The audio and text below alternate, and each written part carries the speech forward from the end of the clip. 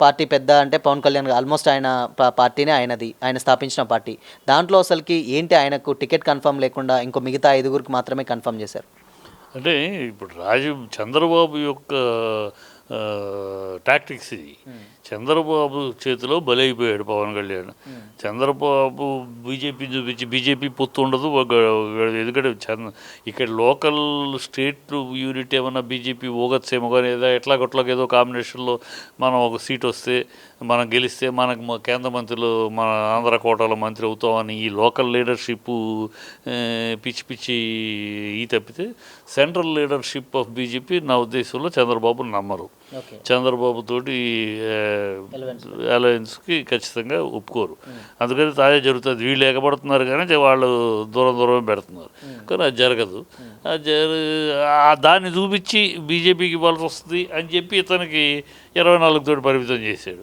ఈ ట్రాప్లో పడ్డాడు. అది అందరికీ తెలుసు. చంద్రబాబు ఎట్లా తిప్పుతాడు, తిమ్మిని బొమ్మిని చేసి ఎరిపప్పని చేస్తాడు అనుకున్నాడు. ఎరిపప్పు అయ్యాడు పవన్ కళ్యాణ్. పవన్ కళ్యాణ్ ఎరిపప్పు అవడానికి కూడా పవన్ కళ్యాణ్ కూడా ఈ రాజకీయ ప్రయాణంలో he made himself a fool.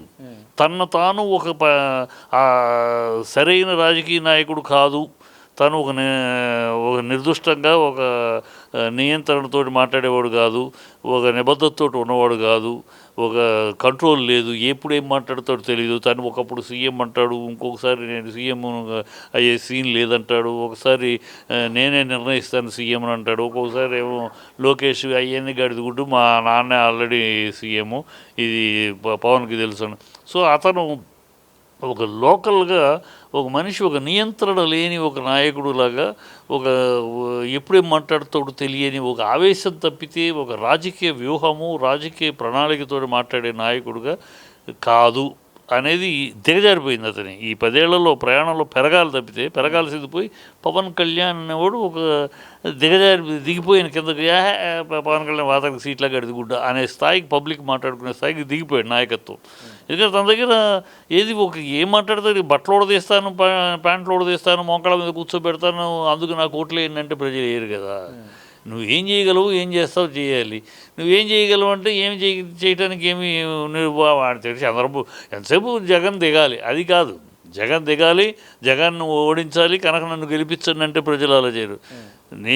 ఈ జరుగుతున్న తప్పులు నేను వస్తే ఈ తప్పులు ఇలా సర్దుతాను, నేను వస్తే ఈ ప్రణాళిక ఇలా ఉంటుంది, నేను వస్తే ఇలా చేస్తాను, నేను వస్తే నిలబడి పోరాడతాను అని చెప్పగలగాలి. అంతే తప్పితే జగన్ ఓడించండి, జగన్ ఓడిపోవాలంతే, ఇంకేమీ నాకు అవసరం లేదు, ఈ మాటలు ప్రజల్లో పొందదు, ప్రజల అంగీకారం పొందదు.